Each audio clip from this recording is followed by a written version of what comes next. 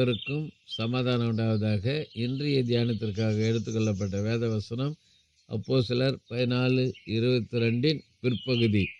நாம் அநேக உபத்திரங்களின் வழியாய் தேவனுடைய ராஜ்யத்தில் பிரவேசிக்க வேண்டும் என்று சொன்னார்கள்.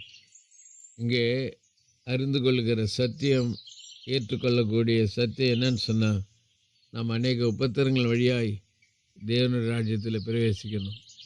பரலோக ராஜ்யம் போகிறதுக்கு லேசானதல்ல. பரலோக ராஜ்யம் போகிறது சாதாரணமான சில ஊருங்களுக்கு போகும்போது இடர்பாடான வழிகளில் தான் போயிட்டு அந்த ஊரை அடைய முடியும் உலக பிரகாரமாக.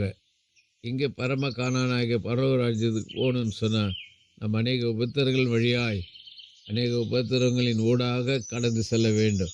அதுக்கு தடையாக மாம்சத்தை நிச்சயம் வரலாம், கண்களின் நிச்சயம் வரலாம், ஜீவனத்தின் பெருமை தடையாக வரலாம்.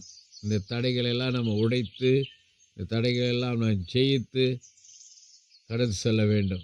உதாரணத்துக்கு இஸ்ரேல் ஜனங்கள் பாலும் தேனும் ஓடுகிற கானான் தேசத்துக்கு அவங்க பிரவேசிப்பதற்கு அவர்களுக்கு இருந்த முதல் தடையே செங்கடல், எரிகோ கோட்டை, யோர்தான் நதி, இவைகளெல்லாம் கடந்து தான் பாலும் தேனும் ஓடுகிற கானான் தேசத்துக்கு சென்றடைந்தாங்க. அதே போல தான் பரம காணானாகிய பரலோக ராஜ்யத்துக்கு நான் போகணுன்னு சொன்னேன். நம்முடைய வாழ்க்கையில் வருகிற, இந்த உலகத்தில் வருகிற எல்லா காரியங்களிலிருந்து நம்ம எதிர்நீச்சல் போட்டு வெற்றி நடை போட்டு கடந்து செல்ல வேண்டும்.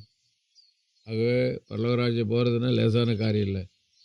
உபத்திரங்கள், பாடுகள், நிந்தை, அவமானம் எல்லாம் வரும்.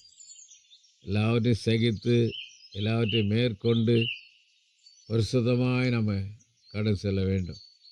ஆகவே ஒருவேளை இது வரைக்கும் நாம் பரலோக ராஜ்யம் போகிறது லேசு, நாசான எடுத்துகிட்ட போயிடலாம் சொல்லிவிட்டு நாம் தவறான எண்ணம் கொண்டு இருந்தால் கூட இன்றைக்கி ஆவியானவர் உணர்த்துறார்.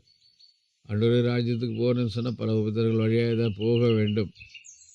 நீதி அதை நம்ம அறிந்து அதுக்கு நம்ம விலகி வாழ்ந்து கண்ணு செல்ல உதவி செய்வாராக. செபிப்போம். நேசுக்கு நல்ல தகப்பனே, இந்த நாள் கொடுத்த நல்ல வாரத்துக்காக நன்றி. பரலோக ராஜ்யத்துக்கு போகணுன்னு சொன்னால் பல உபத்திரங்கள் உண்டு என்று அறிந்து கொள்ளபடியாக கொடுத்த கிருபைக்காக நன்றி. ஆண்டவரே, அதை அறிந்து நாளும் நாங்கள் வெற்றி நடைபெற உதவிச்சு இயேசு நாமத்தில் ஜெபிக்கிறோம் நல்ல பிதாவே, ஆமேன். நம்முடைய கர்த்தரும் ரட்சகருமாகிய இயேசு கிறிஸ்துவின் கிருபையிலும் அவரை அறிகிற அறிவில் வளருங்கள். அவருக்கு இப்பொழுதும் என்னென்றைக்கு மகிமை உண்டாவதாக. நம்முடைய கர்த்தராகிய இயேசு கிறிஸ்துவின் கிருபை உங்களை அனைவரோடு கூட இருப்பதாக. ஆமேன், ஆமேன், ஆமேன்.